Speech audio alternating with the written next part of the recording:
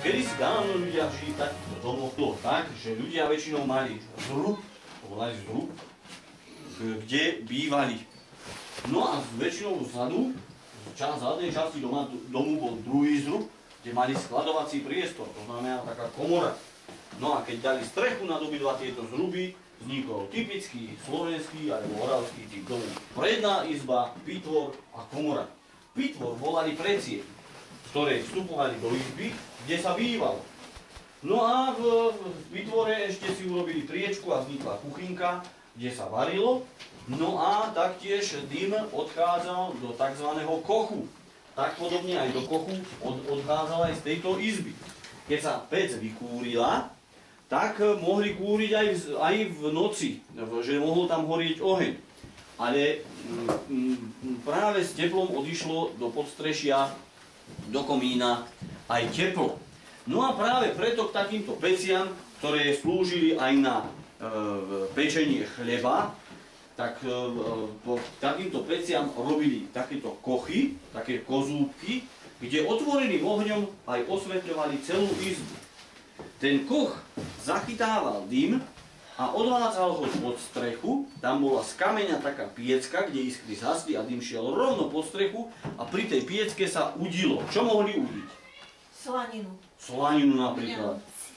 Sír, mäso, šunky, čo? Hríby takisto. Všetko to mohli udiť. Lebo nemali chladničky a mrazničky, tak používali dym na konzerváciu. Práve dym z tohoto kochu, ktorý šiel z toho ohňa. No a keď sa varilo v takejto izbe, tak ľudia používali hrnce, ktoré mali 3 nohy. Vidíte? To bolo taký dry fúzer. 3 nohy.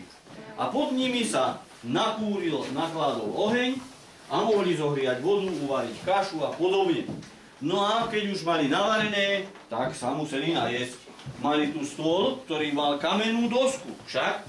A kameň je teplý alebo studený? Studený. To znamená, že v skrinke pod kameňom bolo čo?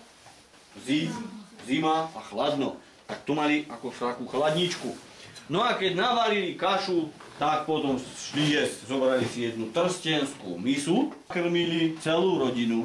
Z misy jednej sa celá rodina najedla. Však preto im stačila možno len jedna lyžica a jedna misa. No, takto teda takáto turačná misa slúžila pre celú rodinu. Však? No, ale keď šli do poľa, zobrali si inú nádobu. Zobrali si napríklad hlinené dvojačky. Tam si mohli odniesť mlieko, ale aj zemiaky napríklad, alebo kašu. A takto si mali takého predchodcu obedárov. Však? Takže takto si mohli niekoľko druhov jedla odniesť na poľ. Takže v takýchto domoch a v takýchto izbách sa žilo tak, že rodičia spávali v jednej posteli, deti spali na laviciach okolo stien. Lavice mali aj preklopné operadlo, aby dieťa z lavice nespadlo. No a keď bolo veľa ľudí v dome, tak sa spalo aj na zemi. Buď si dali smrečinu pod seba, alebo slanník vytiahli spod postele a na tom sa vyspali. Aj deti mali svoj nábytok. Mali kolísku, deti už mali takúto sedálnicu. Vidíte? Dieťatko, ktoré nevedelo chodiť, tak ho vložili do tejto diery a ono chodením okolo týče sa naučilo chodiť. Však, taký chudák. Vidíte, aj takýmto spôsobom si pomáhali. No a aby nemuseli s dieťatkom chodiť vonku na potrebu, tak mu robili takú stoličku, potom dali nočník, však, a na takej stoličke si mohol aj posediť, aj sa vykakať. No aj takéto mali. A keď ho chceli okúpať, nemali vaňu, ani vaničku, mali len takéto dieže, v ktorých to dieťatko mohli v nich okúpať. No ale vodu si museli doniesť, doniesli si ju z potoka, v takom vedre. A taktiež, keď chceli zemiaky urobiť takú pučku, vy poznáte pučku na cesnak, čo má maminka, tak to bolo taká maxi pučka. Vidíte, tam dali zemiak, tam sú také sítko, pretlačili v tom a už zemiaky sa spučili a už mali takúto pučku ako taký nástroj do kuchyne.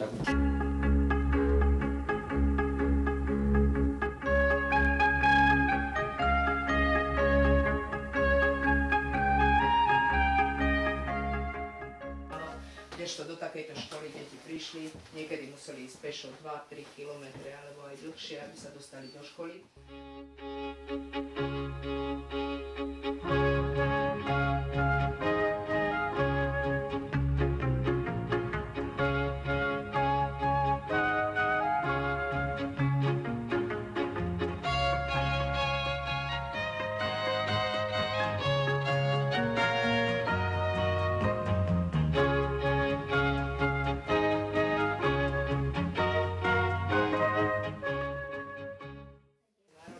významný slovenský básnik, veľmi známy, Pavel Božsek Hviezdoslav.